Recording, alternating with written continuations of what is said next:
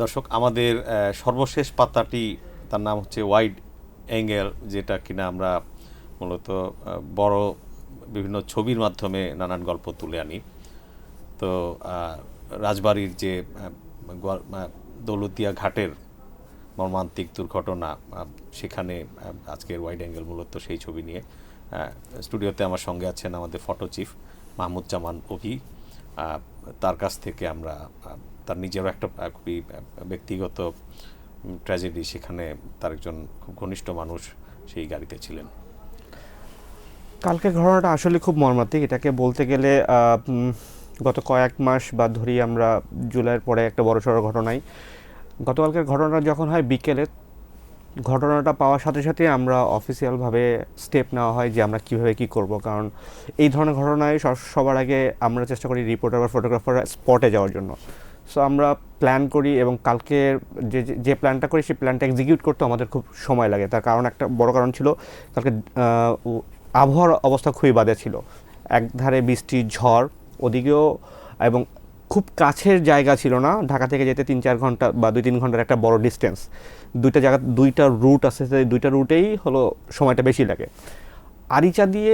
আরিচা বা পাটুরিয়া যে লাইনটা, এটা দিয়ে যাওয়ার জন্য কালকে বেশ কিছু, আপনারা অনেকেই হয়তো বা নিউজ টিউজ দেখেছেন যে আরিচা রুটে একটা সময় ফেরি বন্ধ ছিল রাতের বেলা ঝড়ের কারণে। এবং মানিকগঞ্জের একটা জায়গায় বা রাস্তার উপরে মাটির ট্রাক থেকে মাটি পড়ে রাস্তা বন্ধ হয়ে যায় দীর্ঘ সময়ের জন্য। সো এই রুটটা থেকে আমরা মুভ করা আমাদের জন্য কষ্ট হয়ে গেছিলো। এই প্রতিবন্ধ সময়তে আমাদের একটা টিম রাতের বেলা মুভ করি আমরা। তারা হলো ভোর রাতের দিকে যে সেখানে স্পটে পৌঁছায় আমাদের ফটোগ্রাফারের একটা টিম, এবং সকালে আমাদের আর একটা ফটোগ্রাফিক টিম হলো ওখানে স্পটে পৌঁছায়।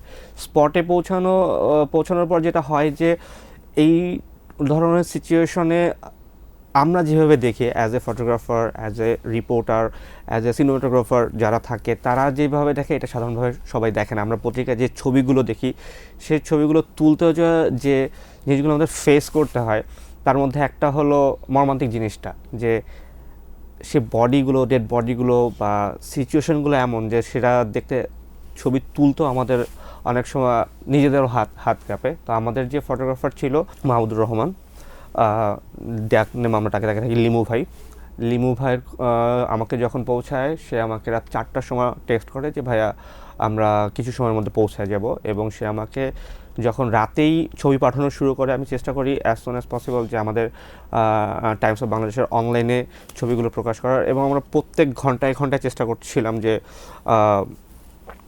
ঘন্টা ঘন্টা ছবিগুলো দেওয়ার জন্য। এবং রহমান ভাই যেটা করছে হলো স্পটে গিয়েছে, স্পটের ছবি তুলেছে, এবং হলো ওখান থেকে ডেড বডি রাত 11টার পরে বা 12টার দিকে হলো হামজার সাহায্যে বাসটা তুলে ফেলা হয়।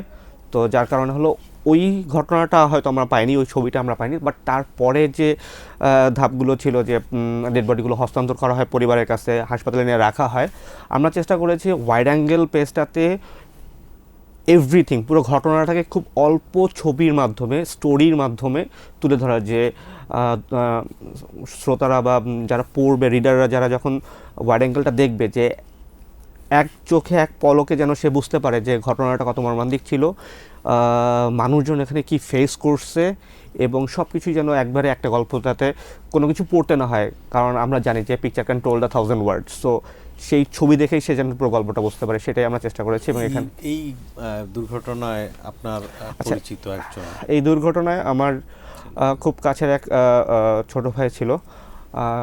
ওর সাথে আমার পরিচয় সেই 2016-17 থেকে। আমরা একসাথে, আমরা দীর্ঘ সময়, কি বলবো, যে বিজিএমইর সে স্টুডেন্ট ছিল। বিজিএমইর আমাদের যে একটা গ্রুপ ছিল, ছোট বড় জুনিয়র সিনিয়রদের যে গ্রুপ ছিল, সেই গ্রুপের একজন হলো সাইফ। আমরা সাইফ নামে ডাকতাম, ভালো নাম সাইফ। সৌম্য নামে অনেকে চেনে। গত বছর ও বিয়ে করছে। ওর বিয়ের পরে আমার সাথে আর একবারই দেখা হয়েছিল। এবং এই ঘটনাটার জন্য আমি গতকালকে রাতেও খুব বেশি ট্রমাটাইজ ছিলাম। যা কারণ হলো তিনি এই বাসে ছিলেন এবং পরিবার সহ, ওর ওয়াইফ সহ। তাদের কেউ কেউ বেঁচে আছেন? না, কেউ বেঁচে নেই। এবং আমাকে কালকে রাতে থেকেই ওর পরিবার বাদ দিয়ে ওর ফ্রেন্ড সার্কেলে যারা ছিল, আমার জুনিয়র, আমার কাছের ছোটো ভাই, এবং মানে ওর ফ্রেন্ড সার্কেল যারাই ছিল কম বেশি সবাই আমাকে নক দিয়েছে যে ভাইয়া তুমি কি স্পটে গিয়েছো কিনা বা সাইফের কোনো ইনফরমেশন তোমার কাছে আছে কিনা। আমি চেষ্টা করেছিলাম যে যতটুকু, বাট যখন বাস তোলার পরে যখন বাকি মরদেহগুলো বেরোয় এবং যখন হাসপাতালে আমরা যাই, আমাদের রহমান ভাই যখন হাসপাতালে যায়, তখন রহমান ভাই আমাকে ছবিটা পাঠায়। তার একটা ছবি পাঠায় যে ভাইয়া দেখেন তো আপনার ছোটো ভাই এটা কিনা। তখন আমি বলছি হ্যাঁ ওইটা আমার ছোটো ভাই। ওর সাথে আমার গত বছরই লাস্ট দেখা হয়েছিল, তারপরে আর আমার সাথে ওর দেখা হয়নি। আমরা প্রোগ্রামের শেষ দিকে চলে এসেছি। ধন্যবাদ। দর্শক, মরতে কিন্তু আসলে আমাদের সবাইকেই হবে, কিন্তু এভাবে মৃত্যুটা মেনে নেওয়া যায় না।